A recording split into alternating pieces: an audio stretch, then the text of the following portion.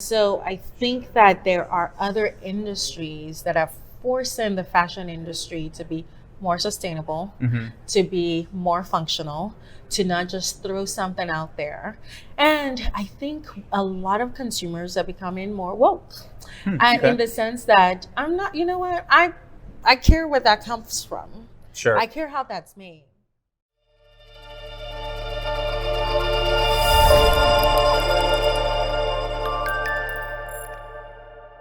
Welcome to the Bourbon Friday Show. I'm your host, Nick Niehaus, and this week we're talking to Ronke Faleti from Korede, and we're going to be talking about something I'm not an expert at, and that is fashion. So I'm going to get some education today, I think. Well, first of all, welcome to the show. Thanks for joining us. Thank you for having me. I'm excited to be here. Yeah, so tell us a little bit about your business. Sure. So the name of the business is Korede, and Korede means bring goodness. And it is our mission to bring goodness to all those women out there, womaning, and I'll define that in a minute. All right, I like it. We are on a mission to make the most beautifully functional work bag. Gotcha. Yeah. Okay, so let's start at the beginning, because this was something you were telling me before the show that kind of came from a place of addressing your own need. Absolutely. I always love those stories because I think those make the best businesses. So how did you get to the point of deciding to start the business? Sure. So my distance traveled or history of starting the business was I had just had my third kid. Okay. And I was on maternity leave, and I was frustrated with the options that were available with my, nice name brand bags. Sure. I thought they didn't really accommodate my life womaning. Okay. In the sense that I have responsibilities for family at home. I have responsibilities at work. Okay. I have responsibilities outside of work, and I wanted something that was clean, simple, beautiful, but with interiors that could go with me no matter what I'm doing. All right, so some flexibility. Some flexibility on the inside. So, and when you go out in the marketplace, there really weren't a lot of built-in organization. A lot of the organization was aftermarket. You can buy tote inserts to organize really? your... To add things to the bag? That's right. Huh, okay. And what that does is it eats up all the volume. Sure, yes, it uses just the fill space. It in. Yeah. Right. And so I decided I'm going to give it a go. And so I started drawing on my dining room table. Before that I couldn't draw a stick figure. I couldn't. Really? Okay, so you didn't have background in bag design or anything? No, okay. none whatsoever. I learned a lot. I bet, yeah. Google is really Google. It's really good. YouTube, Google, you got most of what you need there, right? You do, yeah. And so did a lot of research. It was hard. I'm not going to pretend. But learned a lot and started my first samples. So that's how I got into the business. That's awesome. Okay, so you figured out you wanted to fix this problem, right? Because what do you do after that? I mean, how did you didn't know how to do it? You learned some of the skills. I didn't know how to do it. So did you find manufacturers first? Did. Or, Okay, so the first thing I did was I started drawing, and then I did some research. I called manufacturers out of New York, and I said I want to do this, and the price of the sample was so prohibitive. It was incredible, and I think they do that to weed out those that are serious or not. But it was so prohibitive, and I believe in lean startup. That I was like, how else can I do this? And so they said you need to hire a technical drawer. Okay. And so hired a technical drawer, and I got to learn a lot. So they would ask me questions like, how many centimeters apart between the stitches, Yeah. So that level of detail. And, I don't know, but what I do know is other people have done this research. Sure. Companies with lots of R&D. So I would go to Plaza Frontenac, and I went to Neiman Sachs, Macy's, and I'll talk to the handbag ladies and say, I'm doing some research on luxury goods. And I would like to measure some things. Okay. And that way they don't think I'm trying to steal their products, right? And so then they will let me. And so, for example, when I was trying to figure out the right handle height, I'll kind of show one of my bags here, right? Yeah, let's take a look. And so the right handle height, because they would ask, what is the drop for the shoulder drop, right?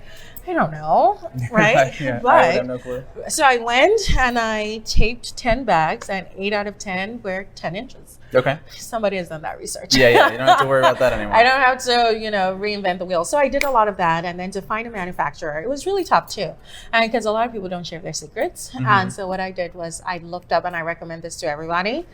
Look up import data. Oh, interesting. And so I looked up import data of manufacturers like, Rebecca Minkoff, Coach, Burberry, all this stuff. And I started reaching out to them and, hey, I was talking to such and such, the name from the import data. And they said to contact you. They didn't, but Sure, yeah. Name drop a little bit. Yeah, okay. you hustle your way through. Fair enough, yeah. And eventually, I had a couple of people reach back and say, yeah, we'll be happy to make you samples for a fraction of what it was going to be done in New York. Really? Okay. And so learned a lot about the manufacturing process. I would tell anyone in the future, work with your manufacturer directly to do your technical designs. Okay. And so one of the lessons learned for me was it was actually not beneficial for me to have paid a third party. Oh, really? Okay. To have done it was beneficial for me to learn sure. so that I can speak the language, but ultimately the manufacturer had to do it anyway. Oh, they did? just Okay. need rough sketch. Oh, I gotcha. So they want, because they probably have ways that they processes they follow and things along those lines. Very cool. Absolutely. But one thing I like about that is the idea of combining cold calling and networking, right? Because most people it's all networking or some are all cold calling, but it sounds like you kind of took both approaches and worked them together. So that's pretty cool. So you, one thing I wanted to make sure we asked you today is you just got started with the Fashion Fund cohort, right? So tell us a little about that. Yeah. Sure. Okay. So the Fashion Fund, it's a really cool gem that St. Louis has. And if anybody hasn't come, I've been 1533 Washington Avenue.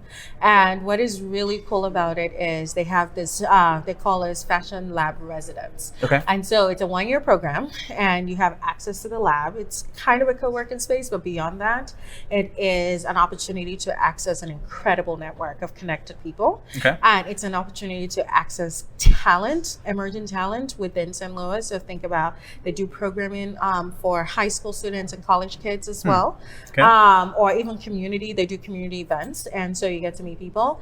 If you've watched Project Runway, that is what it looks like upstairs. Really? And so, you get your own workspace. I mean, it's incredible. And so it really looks like that, huh? I mean, I've seen quite a few episodes of Project Runway, to be honest. It really looks like that. You have they have industrial machines and then they have amateur machines and everybody has a big workspace. And what I'm looking forward to is the collaborative nature. So in the space right now, we're fortunate to have 3 designers focused on leather bags. Oh, really? And so, which is incredible. And we all have different target market and different ways that we approach that market. But we can learn a lot from each other. And also even just the business of fashion and, fashion merchandising. And I feel blessed. I feel thrilled to be a member of the cohort. So I know we'll be having events through the year. One of the things that Korede is going to be launching this summer is events called Tribe. Okay. Again, we're really focused. Our brand is inspired by I say the woman behind the mom. And so she is this working woman who is womaning. And what happened a lot is a lot of women would come up to me and say, can I still buy it if I'm not a mom? I'm like, oh my God, absolutely. Really? And so that's where we kind of really leaned into the language of womaning, right? Okay. Yeah. And so you're out here doing the work of many, at times under-celebrated, but often stylish. And so Korede is that brand that celebrates you. And so we're going to have a couple of events this summer in the Fashion Fund. It's a beautiful space to celebrate our women. That's great. Think about it as just empowerment and self-care. And so we're going to have cool things for our women to engage with. Well, it's great. So I want to ask you a little bit more about kind of the womaning thing, right? Yeah. Because it's interesting, this has come up on previous episodes, that so few products made for women are made in a functional. Oh, right. Well, that too. We can talk about that as well. So maybe we'll combine the two, right? So obviously that probably answers my question, which is, well, if women are making the products, they're probably going to make something that's a little more functional for their day-to-day life, I would assume, right? So is that where that problem, you think, came from? Is people just not understanding what was needed? So, I think that, there aren't... Times have changed. Sure. And so for a long time, it just had to be pretty. Yeah. Like with everything, it just had to be pretty. Sure. But with the iPhone, it's pretty and functional. Yeah. With the Tesla, it's pretty and functional. True. And so I think that there are other industries that are forcing the fashion industry to be more sustainable, to be more functional, to not just throw something out there. And I think a lot of consumers are becoming more woke. And in the sense that I'm not, you know what, I care where that comes from. Sure. I care how that's made. Okay, I'll pay a premium for that. And so, and the people that have the ability to be agile, you know, it's hard to turn a cruise ship, right? Sure. And so a lot of the established companies are like huge. Yeah, they're set in their ways. They're set in their ways. It's a lot of bureaucracy for you to change color. It may take months, right? Yeah. But if you're a startup, you change your mind Monday, on Friday, do something else. You know, you just iterate. And, you know, sometimes it's great, sometimes it's bad because you don't give yourself enough time to find out if something is working. But I think what you're finding is a lot of people solving the problem for women, or other women, or even just startups, and creating functional products, functional bags, functional like everything, right? I mean, you have, I don't know if you're familiar, there was a woman, she is a optometrist by trade. She was on Shark Tank, and she created the sleep styler. Are you familiar with this? I haven't heard of that. Okay, so it's a foam roll. A lot of women did this already, but she marketed it. All she made was like $40,000. She did a Kickstarter video, which probably cost her $20,000, but then she made $40,000 from it, and then she got on Shark Tank. Oh yeah. And within a year, she did $75 million in sales. Holy cow! Because it's a functional product. Women don't want to spend time curling their hair in the morning, and so it's you wash your hair at night, you put the roll in your hair, and you go to bed. And it doesn't make it fuzzy. You take it out, and your hair is fully curly.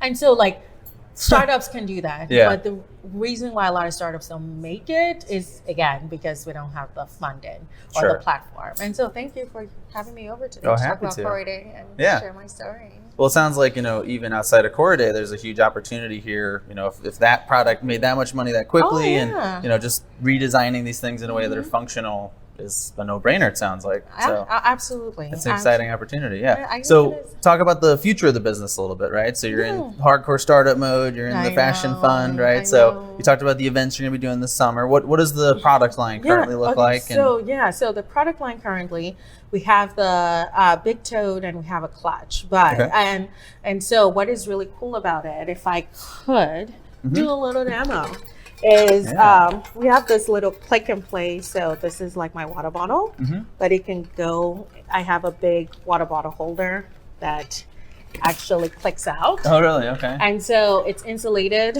And the reason why I do that is, you know, if you want something kept cool, kept warm, and it's also water resistant. It has no less than 5 pockets. There's a key clip right on top, so you don't have to lose your keys. Perfect. And there's enough space on the inside. I have 2. I have like 5 magazines, a laptop, my I was gonna say card. you have more than I have in my backpack probably in there. That's impressive. And I have you know, hair curler, flat iron. I mean, I just have, you know, you carry a lot. You carry your life. I have perfume in there, and so like, but it's still professional. I can take it on a trip. I can take it to work. If I have my kid, I can take. So I like to say from boardrooms to play dates, weekends away. korédé will take you there. So now that's where we are today, but where we're going, what I'm really excited about is our new line features a modular design. And so the modular design gets you kind of like how we have spaces in our houses for a kitchen, but my kitchen is different from yours, your bathroom is different than mine. You get to pick what you're going to put in your bag. And so it's not every day that you need a laptop sleeve that's built in. Everything is clickable. So kind of like how we clicked out that water holder, the water bottle holder. You get to click in your laptop, click it out. If you like to take your makeup with you, there's a spot for it. We have adjustable slats with like it's actually the same thing we use for our bras. It's you can loosen it or tighten it. So if you want to put your shoes in, you can put it in. And if you're going to the airport and you want to take your clear, you know, little container that has all your travel needs with you, you can like click it in, click it out. And so, so we have 2 main cases. We have a satchel / briefcase, and we have a backpack. And so those are the two main products. Okay. And in those two products, you have a mini and you have a medium size or a large size, a regular size for the satchel as well as the backpack. They're going to fit at least a 13-inch laptop for the big months. And then we have all of the click-in accessories.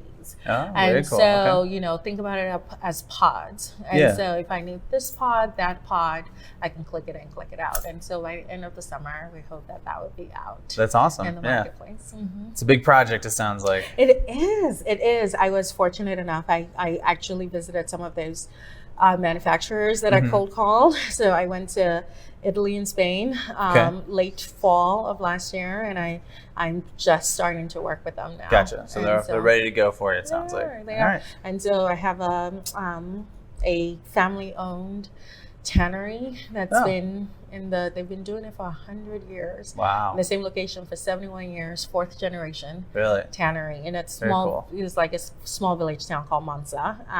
And so they custom make my leather. I'm the only one that will have that leather. That's very cool, which is really cool, like to my specifications. So we're just starting to work on that now. Perfect. Well, I think the important question to kind of wrap things up then is, where do you get them? So if somebody's looking to order a bag, www.shopkorede.com.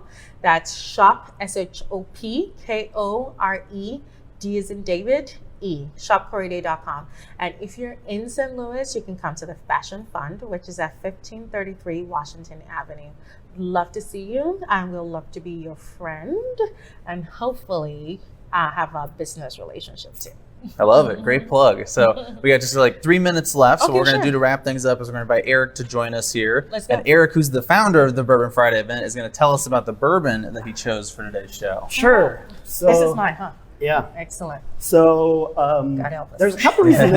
This is TX bourbon. Okay. And there's a couple reasons why this is here. I know that when you moved to the U.S., you moved to Arlington. Well, they couldn't find anything in Arlington, but this is actually from Fort Worth and is literally right at the border of Fort Worth. And look at that. And in addition to that, we talked a little bit about this when Carlos was on. One of the women in like Whiskey to Watch works for this company. Her name's Ale Ochoa. She is a whiskey scientist, which is a job I did not know existed. Maybe that's what I should be doing. I don't know. Maybe. But so I figured since a lot of your brand is definitely devoted women and womening, that we should also talk about her. Oh, that's awesome. I'm going to have to look her up. Yeah. Well, this is not as strong as I expected. No, it's a really interesting one. It's actually pretty good. Yeah. I've had some unique bourbons on the past few weeks. Yes. So Yeah. This interesting is stuff. really good. Very cool. Eric, as always, thank you for joining us. Ronke, thank you for being our guest today. Thank you so much for having me. Appreciate it. Yeah, happy to have you. For those of you watching, I want to thank you for watching this episode of Bourbon Friday. We will be back next Friday at 4:30. We do want to thank Kovo for hosting us every single week, EQ for streaming our show through your Facebook page, and also Vanessa Lobo, who's my business partner at Connect Marketing, who produces our show every single week for us and does the hard part, in my honest opinion. So thank you for tuning in, and please join us again, and actually join us in person if you're available next Friday at 4, or tune in for the show at 4:30. Thanks for watching. If you want to hear more bourbon stories, check out these videos. And if you haven't yet, hit that subscribe button. It would mean the world to us. You can also find us on social. We are at Bourbon Fridays on Facebook, Twitter, Instagram, LinkedIn, and TikTok. See you next time.